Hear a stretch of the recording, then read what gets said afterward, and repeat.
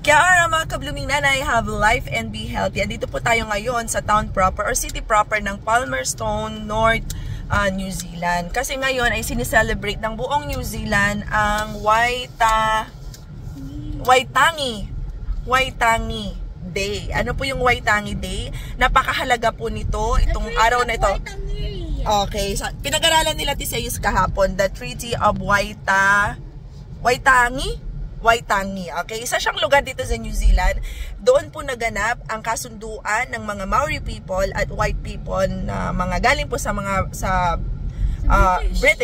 British colony kasi ang New Zealand. So ito yung kasunduan nila na ang British people or white people ay yung magsiset ng rules at yung parang kasunduan nila na mamumuhay sila ng tahimik at payapang dalawa.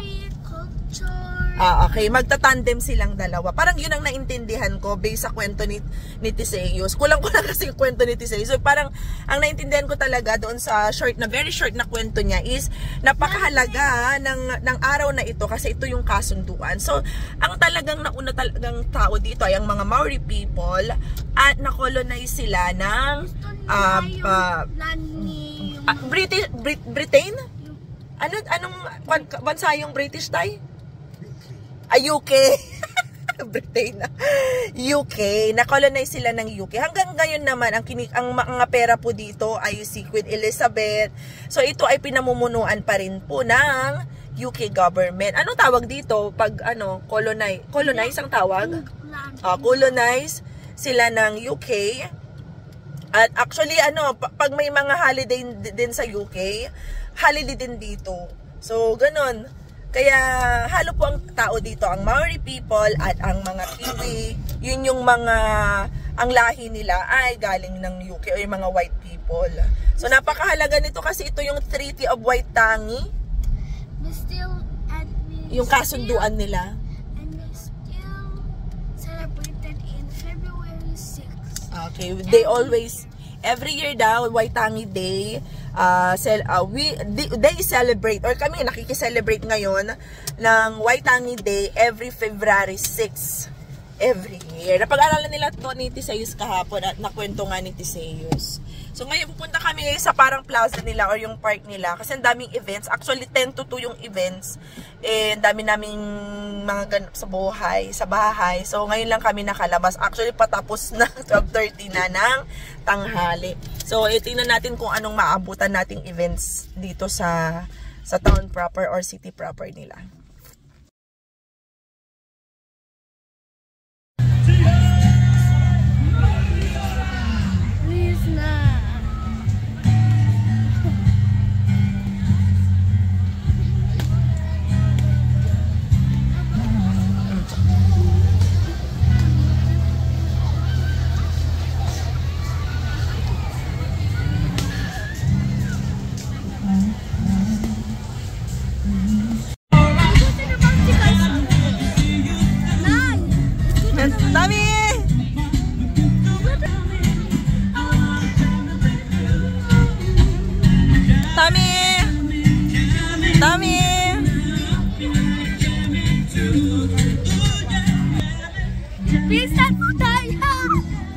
Nakapila po kami sa face tattoo, sa face paint.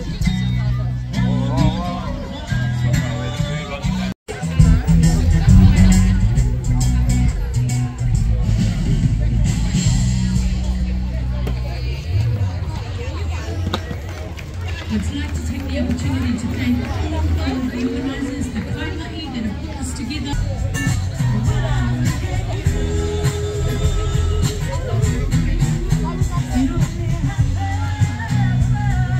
Grabe ang saya!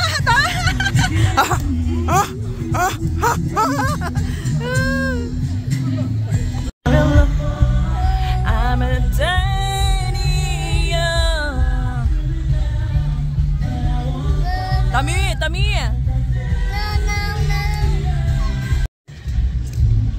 Masaya pa sana makigulo, makisaya kasi may live band, tsaka ang daming mga palaro, yung mga inflatable playground or inflatable, hindi ko alam kung anong tawag, play area. Kaso may sumpong ang bunso. So hindi mo mai-enjoy din kung iyak ng iyak, ayaw magpaiwan. So, ito ang ganap. Sayang.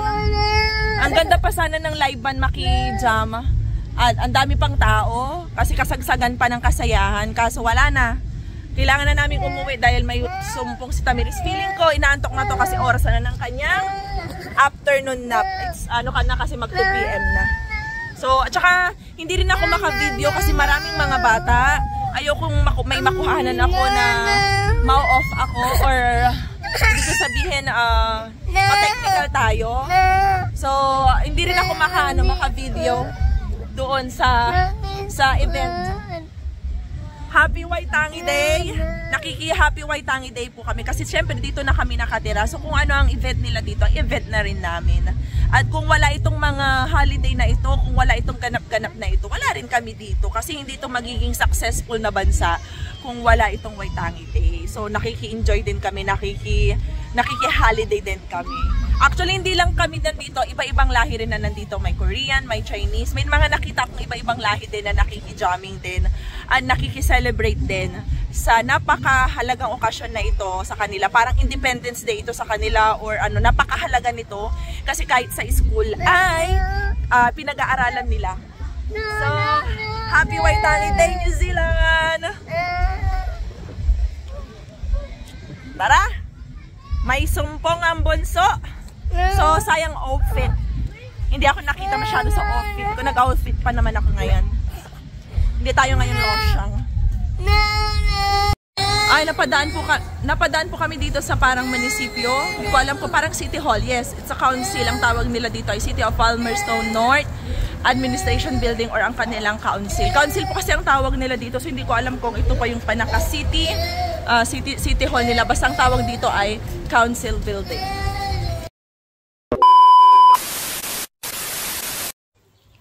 Happy Waitangi Day! Kauwi lang namin, galing kami sa town proper, city proper, at nakiselebrate kami ng Waitangi Day. Ano nga po yung Waitangi Day dito in simple term? Ayon doon sa pagkakadiscuss sa akin ni Tisayos kasi pinag-aralan nila ito kahapon.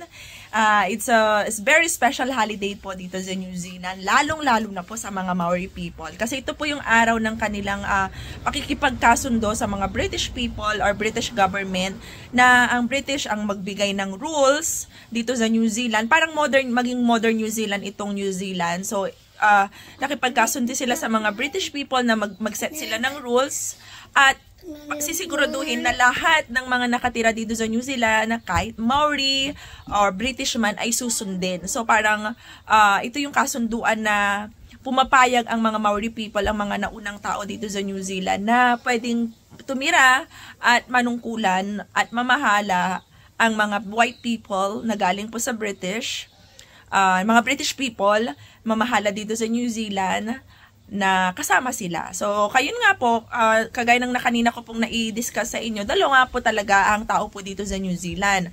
Ang Maori, yung talagang nauna dito sa New Zealand, at ang mga Kiwi na lahi po ng mga, may lahi po sila na British kasi doon talaga sila galing. Ito po si Tisayos, na enjoy niya po yung free face paint.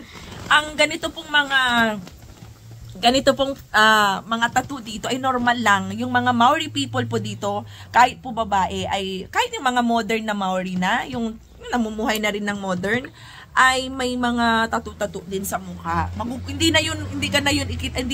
ko na rin yun ikinagugulat kasi parte yun ng culture nila. So hindi ito parang guns sila, hindi. It's a part of their tradition and culture. So para sa akin, hindi lang to art, may ibig sabihin ang mga tattoo nila. So pag may nakikita akong mga babae, lalaki man o babae na may tattoo, lalo ng mga tattoo sa mukha, ordinaryo na yun sa akin. I'm not a Maori. O, pinaki-celebrate nga tayo sa kanilang Waitangi. Oh. Waitangi Day. Okay, nakiselebrate ka. Di ba may Waitangi Beach? Waitariri yun. Waitariri. At ang Waitangi, Tisayos, isang lugar din yun sa New Zealand. Doon talaga. Doon kasi naganap ang Waitangi Day ay isang lugar dito sa New Zealand, particular dito sa North Island. Isang lugar ito kung saan naganap yung kasunduan ng Maori at ng white people. So lugar din yun, anak. Waitangi is a place here in New Zealand. Okay, hanggang sa muli po. Marami pong salamat. Kung may alam pa po kayo bukod sa mga nabanggit ko at may mga nasabi akong hindi ganoon or hindi tama kasi hindi rin ako masyado pang maalam about sa Waitangi Day. Natutunan ko lang yun sa kwento ni Tisayus kanina ay kahapon. So kung comment down below at sabay-sabay po tayong matuto ng kultura at mga holiday po dito sa bansang New Zealand. Maraming salamat po sa mga nanonood at patuloy pong sumusuporta at sa mga manunood pa ang pamilyang Pinoy dito sa bansang New Zealand. Hanggang sa muli, let us maintain our freshness mga ka-blooming nanay. Love ya!